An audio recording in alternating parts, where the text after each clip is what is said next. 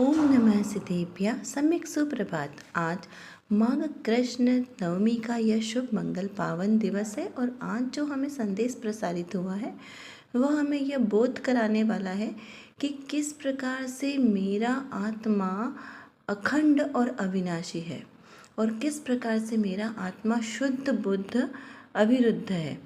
इसमें समय सार जी की गाथा में जो आता है, जो सो रहा व्यवहार में वह जागता निज कार्य में, जो जागता निज कार्य में वह सो रहा व्यवहार में। इसको पुष्ट करता हुआ आज का यह संदेश चलिए पढ़ते हैं। अखंड द्रव्य को ग्रहण करके प्रमत्त अप्रमत्त स्थिति में झूले वह मुनि दशा है। कैसी है वह धन्य मुनि दशा? जो मुनिराज स्वरूप में निरंतर जागृत हैं। मुनिराज जहाँ जागते हैं वहाँ जगत सोता है और जहाँ पर जगत सोता है वहाँ मुनिराज जागृत रहते हैं। इस प्रकार की यह मुनि दशा है। ऐसा आत्मा का यह परिणाम है और इस परिणाम को जो जाने सो ही ज्ञानी है।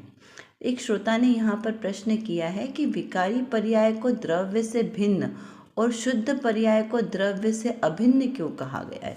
क्योंकि मेरा आत्मा कैसा है? शुद्ध है।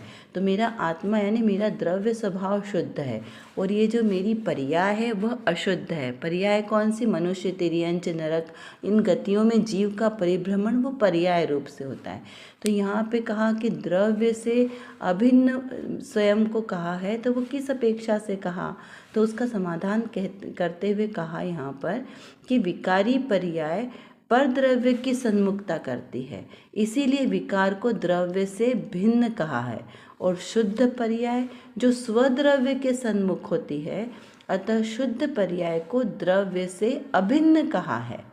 उस अभिन्नता का अर्थ यह है कि द्रव्य की जितनी भी सामर्थ्य है, शक्ति है, वह ज्ञान पर्याय में आ जाती है, प्रतीति में आ जाती है, यानी अनुभव में आ जाती है। इसीलिए उसको द्रव्य स्वरूप से भिन्न होने से कहा है।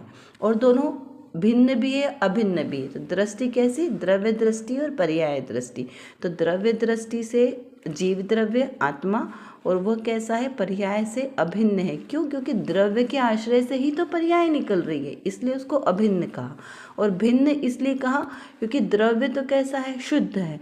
तो द्रव्य के आश्रय से जो शुद्ध पर्याय निकलेगी तो वो उसकी कहलाई। लेकिन वो द्रव्य के आश्रय से विकारी पर्याय भी निकलती है, स्वभाव पर्याय और विभाव पर्याय। उस अपेक्षा से यहाँ पे कहा है।